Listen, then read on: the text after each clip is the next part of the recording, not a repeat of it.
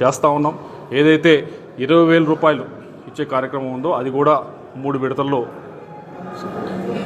PM కిసాన్తో పాటుగా ఇచ్చే కార్యక్రమం చేస్తున్నాం. కాబట్టి ఎటువంటి ఆలోచన పెట్టుకోవాల్సిన అవసరం లేదు. సూపర్ 6 ఏదైతే ప్రకటించామో ప్రతి ఒక్కటి కూడా నెరవేర్చే బాధ్యత కూటమి ప్రభుత్వం తీసుకుందాం.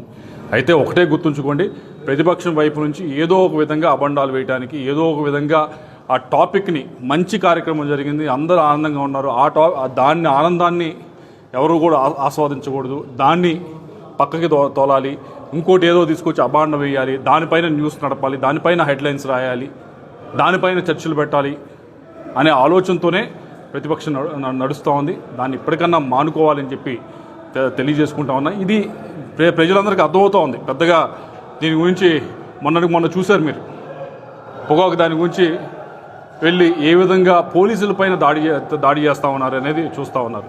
మేము ప్రభుత్వం వైపు నుంచి చిత్తశుద్ధిగా చెప్పాం, మార్కెట్తో మేము ఏదైతే ఉందో పొగాకు ఉందో అది కొంటామని చెప్పడం జరిగింది. కానీ కొంటా ఉన్నాం. నిన్న కేంద్ర మంత్రి కూడా వచ్చారు. అదేదో ఒక రోజులో వచ్చాక ఆయన రాలేరు కదా, దాన్ని ముందు అడిగితే దానికి ప్రయత్నం చేస్తేనే ఆయన వచ్చారు. వచ్చి ఇదిగో దాన్ని సమీక్ష చేశారు. కొనే కార్యక్రమం కూడా వాళ్ళ వైపు నుంచి కూడా ఏం చేయొచ్చు అని చెప్పి ఆలోచిస్తూ ఉన్నారు. రాష్ట్ర ప్రభుత్వం వైపు నుంచి చెప్పాం మార్కెట్ నుంచి కొంటామని, కానీ ఏదో ఒక విధంగా అలజడి సృష్టించాలి, ఏదో ఒక విధంగా గొడవలు చేయాలి అని చెప్పి ఏదైతే మొన్న ప్రకాశం జిల్లాలో జరిగిందో ప్రతి దగ్గర ఎక్కడ ఏదో ఒక ఇన్సిడెంట్ క్రియేట్ చేయటం, మంచి వాతావరణం ఉన్నదాన్ని, అందరూ కూడా ఆనందంతో ఉన్నదాన్ని, ప్రశాంత వాతావరణం ఉన్నదాన్ని ఏదో ఒక విధంగా కలుషితం చేయటం, ఏదో ఒక విధంగా దాన్ని చెడగొట్టడం, అదే కార్యక్రమంగా ప్రతిపక్షం పనిచేస్తూ ఉంది. ఎప్పటికైనా మానుకోవాలి.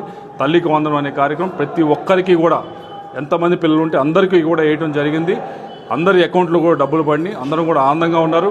ఒకటే తల్లులందరినీ కూడా కోరేది, ఏదైతే ఈ డబ్బులు 13,000 రూపాయలు వేశారో వాటిని దయచేసి మీ పిల్లలపైన, వారి చదువులపైన, వారికి ట్రాన్స్పోర్ట్ ఖర్చులపైన, వారి పుస్తకాలపైన, వాటిపైన ఖర్చు పెట్టేదానికి ప్రయత్నించండి.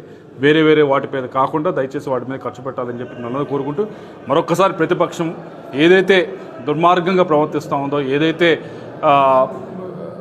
డీవియేషన్ పాలిటిక్స్ చేస్తూ ఉందో దాన్ని ఇప్పటికన్నా మానుకోవాలి. ప్రజలందరూ కూడా గమనిస్తూ ఉన్నారు. ఇక మీదట దాన్ని అదే విధంగా అదే పందాలో పోతా ఉంటే మాత్రం అధికార పక్షంలో ఉన్నవారు ఎట్టి పరిస్థితులు కూడా చేతులు కట్టుకొని ఉండరని చెప్పి తెలియజేసుకుంటాం. చూసారు కదండి, మరి ఈ వీడియో కనుక మీకు నచ్చినట్లయితే ఒక లైక్ కొట్టేసి మీ అభిప్రాయాన్ని కూడా కామెంట్ బాక్స్లో తెలియజేస్తూ ఇలాంటి ఇంట్రెస్టింగ్ అప్డేట్స్ కోసం మా ఛానల్ని సబ్స్క్రైబ్ చేసుకోండి.